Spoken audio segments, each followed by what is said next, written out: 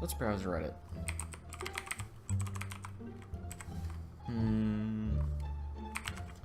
Where do we want to go?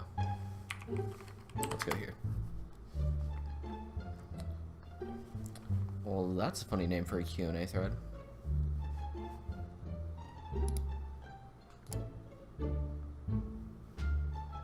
What?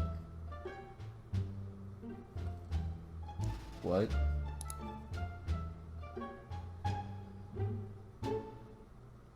Oh no.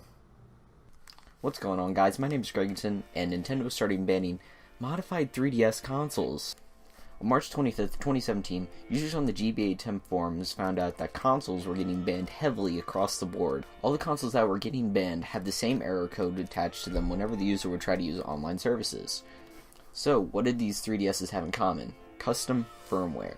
Custom firmware is software written by the community that is installed by the user using exploits or some other form of hack. These bans are coming right after the community just released a new exploit called Boot9 Strap, which is the most deep-level hack that the community has received yet. With boot ROMs and other valuable information that Nintendo doesn't want their users to have their hands on in order to pirate software or any other kind of exploits, Nintendo decided to put the ban hammer down on these consoles. Users across the GBA temp forums and the subreddit 3DS hacks have all tried to figure out what the cause of these bans are.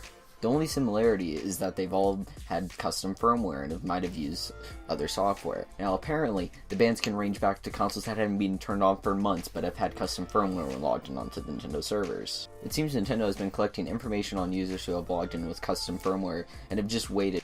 Every new system update that has been published by Nintendo for the past several years have only been made to block user exploits, none actually adding any features. The only way for Nintendo to fix this newest exploit is for them to release a new hardware revision, such as the new 2DS XL coming later this year. So, if you have a 3DS with custom firmware, how do you protect yourself? Well, right now the consensus by the community is to just not get on your 3DS if it has an internet connection, or turn off the internet connection. Since the error code was the same as the one when Pokemon Sun and Moon were leaked, you can use those fixes to try and get your console, but that requires another 3DS and could potentially ban the other 3DS.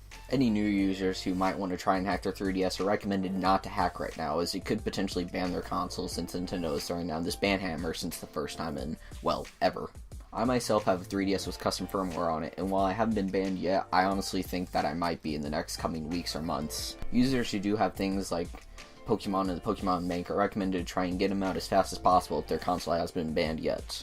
No one really knows what to do in the community at this point, since this is the first time Nintendo has actually done something to people who have modified their 3DSs. Now, this is a system ban, not a Nintendo Network ID ban, so if you do have like your Nintendo ID on your Switch or Wii U, you'll be perfectly fine. You can still play on those consoles. Just if you want to play on your 3DS or try and system transfer and you are banned, you're kind of out of luck. So, what do you guys think? Do you think Nintendo was justified in doing this? Tell me down in the comments below. Please consider dropping a like down below, check out one of these videos, or click on this face right here to subscribe for more content just like this. My name is Gregandcin, and I'm out.